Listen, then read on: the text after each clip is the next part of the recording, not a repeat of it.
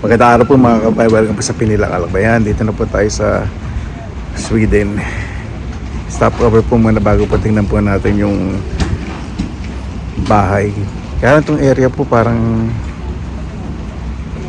ayun po, parang hindi ko po parang malayo sa Kabihas na. Tara po. Ito po yung lugar. Mga kabayan, tapos na po tayo mag-break. Nakikita niyo po yung building po na yon. Doon, puntahan po muna natin. Kaya lang bawal pa kumuha ng video. Titignan ko po yung titignan ko po yung bahay. Ayan po mga kabayan, lapit na po tayo. Hanggang ano lang po tayo. Hanggang dito lang po tayo. Bawal po kasi kumuha ng video sa alam na paalam po sa may-ari. Ayan po mga kabayan, pumasok po sa loob. Malaki po. May sarili pong sauna, kaya lang hindi ko po alam, mukhang hindi po ako tutuloy po dito sa Sweden. Ang biyahe po mahigit isang oras. Malapit lang po sa IKEA pala, malapit lang po. Yung lugar super busy po, parang hindi po magkala ko yung yung pinakita sa akin dalawa pa kasi pagpipila niya may garden, malayo daw po dito malayo pa sa meeting place kasi kailangan po 3 times a week pupunta po ako sa meeting dito sa Sweden. Mag-aano na lang po ako, mamamasahe na lang po kung mahigit sa oras. Mahal din po yung renta. Yan po mga kabayan, tapo muna ako sa kaya may makasama po ako, kasama po sa mga kaibigan ko po dito kasi kahapon Thursday holiday po, Ascension. Ngayon Friday alanganin po, nagpa-holiday na ako para hindi po masayang yung oras. Dahil po muna tayo sa inyo, kain po muna kami, tapos mamaya explain ko po sa inyo mamaya yung sitwasyon po. Hindi po ako totally dito sa sa Sweden, hindi ko po gusto yung atmosphere sa hindi po homey-feely ako. Mahal ko na po talaga ang Finland. Ang gandaan po dito sa pwede nyo po ipasok po dito, ipasok dito yung po siya nabubulo po. Kailangan ko po magsalitang mabilis dahil meron po music, baka hindi ma-monetize ang video. Ayan po mga kababayan, ito po yung popular po sa IKEA o IKEA.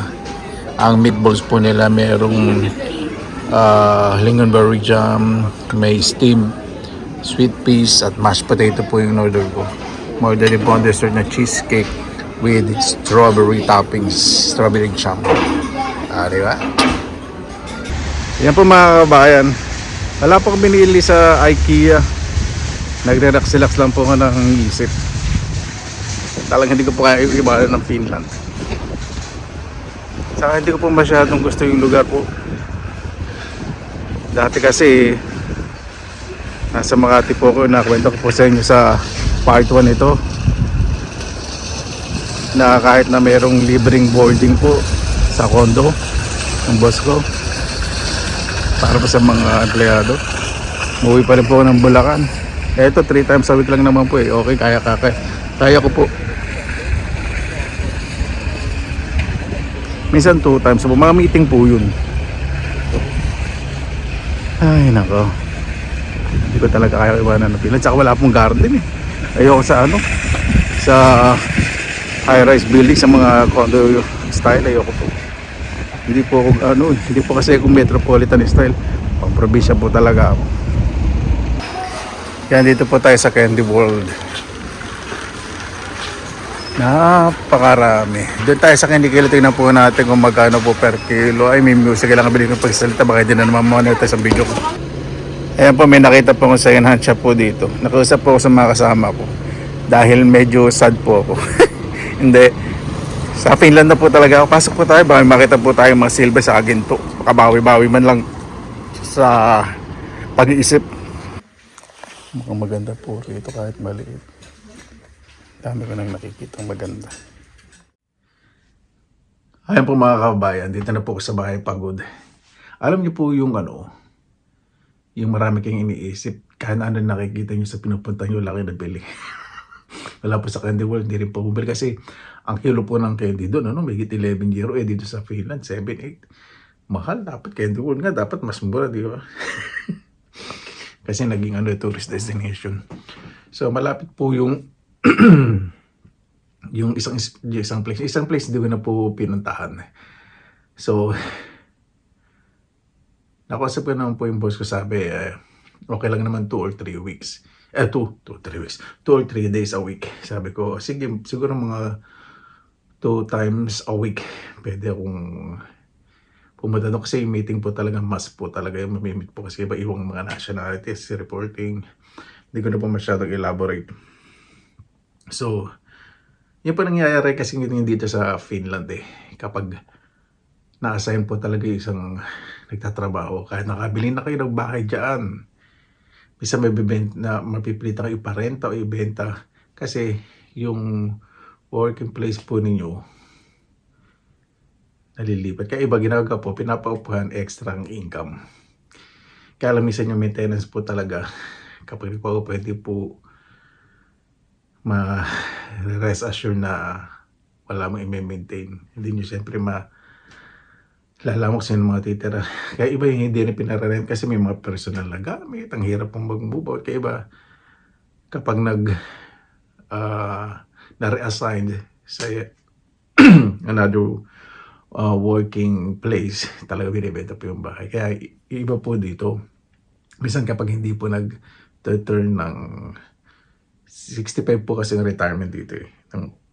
Pag matanda, pwede mag-retire sa trabaho, ibig sabihin yung sa official kapag tumanda po, 65 years old, na iba pa talaga upan ng ipon ng ipon.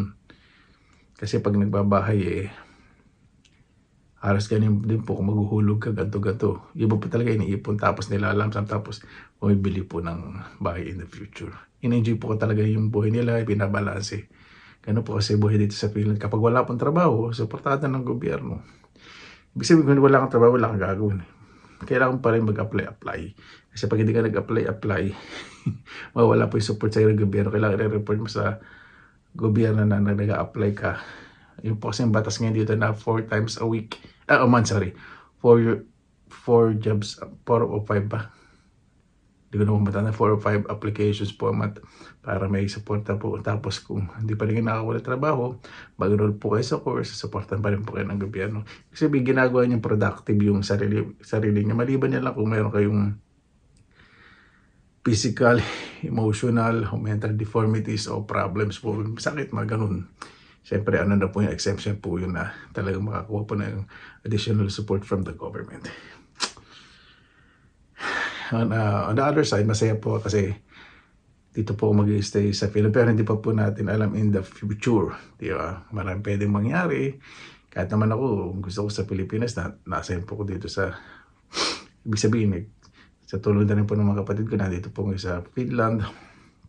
Hindi po natin alam mangyari sa buhay po natin.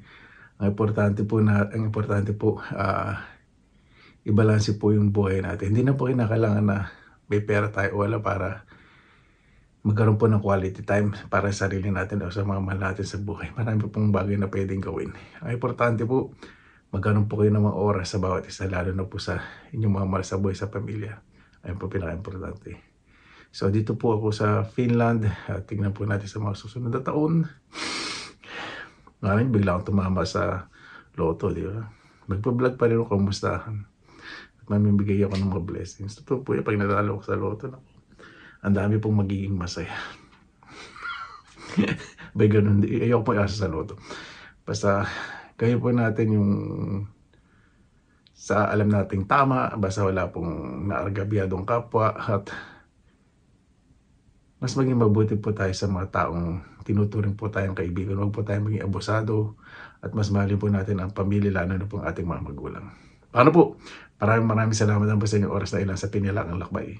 Basta lagi po tayong positive vibes, good vibes. God bless, ingat po lagi, magandang araw. Laban lang. Maraming salamat po, ingat po sa lahat.